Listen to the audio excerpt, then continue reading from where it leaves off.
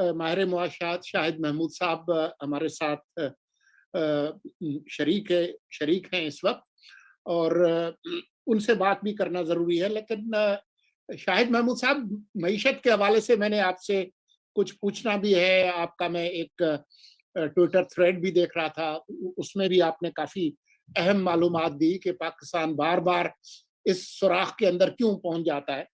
लेकिन आपके आने से पहले तमाम टीवी स्क्रीन्स पर एक ऑडियो चल रही है, जिसमें मलिक रियाज साहब आसिफ जरदारी साहब से कह रहे हैं कि इमरान खान मुझे बार बार फोन कर रहे हैं और कह रहे हैं कि जी मेरी सुलह करा दें। ज्यादा जो जराए हैं वो यही कहते हैं कि ये उस वक्त की गुफ्तगू है जब खान साहब अमरीकी साजिश से बचने के लिए उनके जो लोकल हैंडलर्स हैं उनके खिलाफ मुहिम चला रहे थे, और उन्हीं में से एक साहब से वो कह रहे हैं कि जी मेरी सुलह कर लें। तो एक शहरी के तौर पर जिसकी मईशत के अलावा सियासत पे भी कुछ नजर है, आप कुछ कहना चाहेंगे? बिस्मिल्लाहिर्रहमानिर्रहीम। लंगी साहब, मैं सिर्फ अब इस पे मैं क्या कहूँगा अब। मैं मतलब मुझे तो छोड़े, लोगों को तो छोड़े, हम तो और आप मुझसे ज्यादा तजुर्बा रखते हैं। हम लोग तो 75 सालों की तारीख उठा के देखते हैं, जो पढ़ते हैं तो इसी तरह के हमें ड्रामे, इसी तरह के किरदार हमें नजर आते हैं। लेकिन आप सिर्फ ये सोचे कि जो बाहर बैठा हुआ है, हम लोग अक्सर बात करते हैं कि जी वो फॉरेन इन्वेस्टमेंट नहीं आती।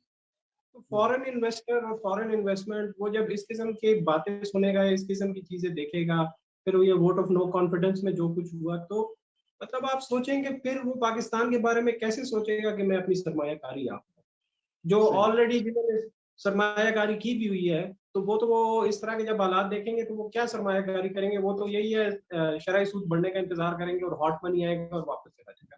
तो सियासी मतलब मईशत का तो नुकसान है ही है, लेकिन आपको एक लफ्ज इस्तेमाल होता है क्रेडिबिलिटी का।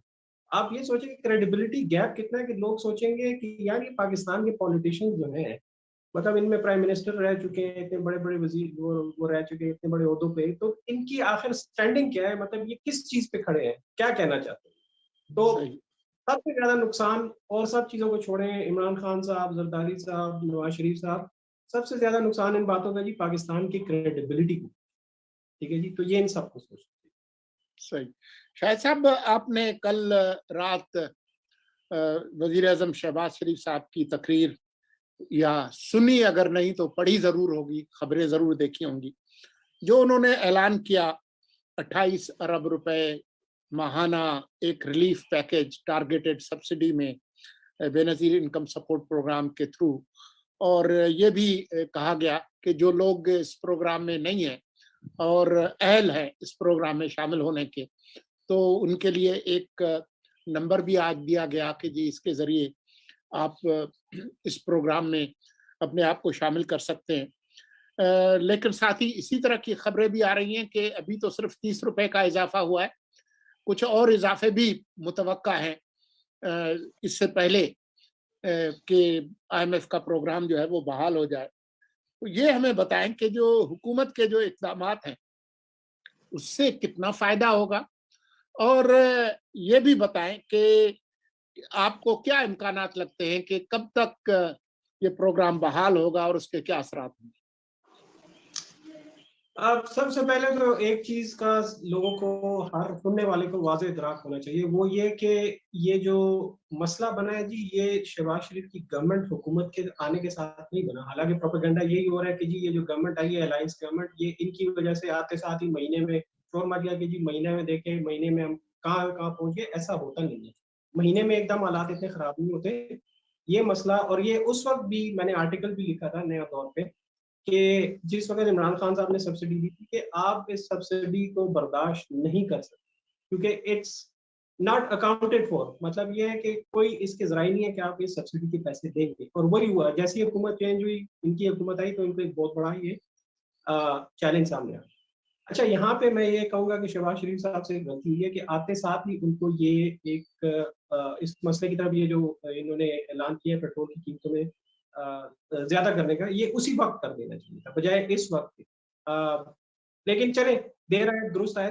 वो वजह उसकी है कि देखें सुलानी साहब, अगर हम नहीं करते, IMF से मुज़ाकरात कामयाब नहीं हो जाते, तो खुदा न खास्ता खुदा ना खास्ता अगर कामयाब नहीं होते और वो हमें केस जारी नहीं करते, तो पाकिस्तान डिफॉल्ट कर, और अगर डिफॉल्ट कर गया तो बहुत ज्यादा मसले पैदा होंगे। बहुत खुदा अल्लाह ना करे, लेकिन फिर हम वो श्रीलंका वाले हालात भी जा सकते हैं। तो अच्छा, अब जो इन्होंने सब्सिडी का रिलीफ पैकेज वो किया है, बिल्कुल अच्छा इकदाम है। ये इसे कहते हैं टारगेटेड सब्सिडी। अनटारगेटेड सब्सिडी ये थी कि आपने पेट्रोल मतलब ओवरऑल उसको सब्सिडी दी हुई है, तो उसको फायदा पहुंचता है वो बड़ी गाड़ियों वालों को, अमीरों को और अपर मिडिल क्लास, वो गरीबों को इतना फायदा नहीं। ये जो टारगेटेड सब्सिडी है बेनजीर इनकम सपोर्ट प्रोग्राम के तहत, तो ये होगा कि जो डिजर्विंग फैमिली है, अब इन्होंने क्राइटेरिया ये रखा हुआ है कि 40,000 या 35,000 रुपए जिससे उनकी जिसकी कम आमदन है, ये उनको पैसे बिल्कुल। देंगे। तो बड़ा बेहतरीन इकदाम है इन हालात। जहां तक IMF के प्रोग्राम के रिन्यूअल का ताल्लुक है, तो अगर ये इसी तरह चलता रहा, अब इन्होंने उनके कहने पे 30 रुपए ये भी बढ़ा दिया, और आज बल्कि कल मैं मुसद्दिक मलिक साहब के, आज उनको मैं सुन रहा था वो शायद बिजली की कीमतें भी मजीद बढ़ाएंगे जी जी। जिस तरह IMF ने डिमांड किया। तो मेरे ख्याल में जून के एंड तक या जुलाई में इंशाल्लाह ताला IMF का पैकेज भी मिल जाएगा, वो भी। जी, बहुत शुक्रिया शाहिद, थैंक यू ज्वाइन करने का और ये जरा हमें एक्सप्लेन करने का, हमें भी और नाजरीन को भी। तो आप you are welcome to stay on, लेकिन हम मैं एक मुख्तसर सवाल पूछूंगा करिए। शाहिद साहब से। शाहिद साहब, आपने उस ट्विटर थ्रेड में भी बताया था कि हम बार बार घूम फिर के इस मकाम पर, ये तो वही जगह है, गुजरे थे हम जहां जहां से। अगर मुख्तसर बता सके कि हम इस दोराहे पर बार बार क्यों आकर खड़े होते हैं और हमें क्या करना होगा मुख्तसरन कि हम इस जाल में दोबारा ना फंसे। देखिए जी, मुख्तसर अगर सुलंगी साहब मुख्तसरन मैं ये बताता हूँ कि सबसे पहले आपने ये सोचना होगा कि हमारी इक्तिसादी पॉलिसी क्यों एक दो तीन चीजों पे ही मरकूज होती है। मैं अक्सर बात करता हूँ कि हमारे यहाँ पे इंटेलेक्चुअल फुकदान है, ठीक है जी। लोग अक्सर बात करते हैं पैसे की, कैपिटल की और इस चीज की, टैक्सेशन की, रेवेन्यू वगैरह की। सबसे बड़ा फुकदान जो है वो यहाँ का फुकदान है। कि आप बार बार, वो आइंस्टाइन ने एक बात कही थी ना कि डेफिनेशन ऑफ इंसैनिटी, वो क्या कहता है कि वही चीज बार बार आप करते हैं, तो दैट्स इंसैनिटी। तो हम लोग बार बार, आप पाकिस्तान की तारीख पर, माशी तारीख उठा के देखें, हम बार बार वही जो पॉलिसीज अपनाते हैं जिनसे हमें नुकसान होता है। अब मैं मुख्तसरन आपको बताता हूँ क्योंकि वक्त ज्यादा नहीं है कि करना क्या है। सबसे पहले 3-4 चीजें, पहले टेक्नोलॉजी, हुनर, ठीक है जी। और आप अपना जो रुपया पैसा जिन मंसूबों पे खर्च करते हैं वो कहाँ पे खर्च, टेक्नोलॉजी, आपको अपने ह्यूमन कैपिटल बेस जो है वो बेहतर करना पड़ेगा। टेक्नोलॉजी पे खर्च करने का ये मतलब नहीं है कि ministry of science and technology पे खर्चा करें, उसमें उसमें 90% पैसा जो है वो तनख्वाहों पे और अलाइशों पे ही चला जाता है।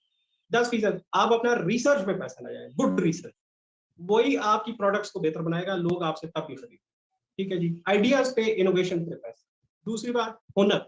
हुनर आप अपने देखें कि जहाँ पे मुल्क में जो आपके पास ह्यूमन कैपिटल है, लोग काम करने वाले हैं, उनका लेवल क्या है, उसको कैसे बढ़ाया जाए, ठीक है जी। और तीसरी बात यह है कि वही मैं जो पहले भी मैंने कही कि आप अपनी मुआशी टीम, ये मैं बहुत दफा कह चुका हूँ, आप, अफसोस की बात है कि शहबाज शरीफ साहब की भी आप मुआशी टीम उठा के देखें, वही चेहरे, वही लोग, बदल लें इस चीज को। जिनके पास आइडियाज नहीं है, प्लीज लेट देम गो, ले आए किसी को जो कि आपको नए आइडियाज दे सके, अच्छे आइडिया, ठीक है। ये एक मुख्तसर गुजारिश है। थैंक यू, बहुत बहुत शुक्रिया शुक्रिया। शाहिद साहब।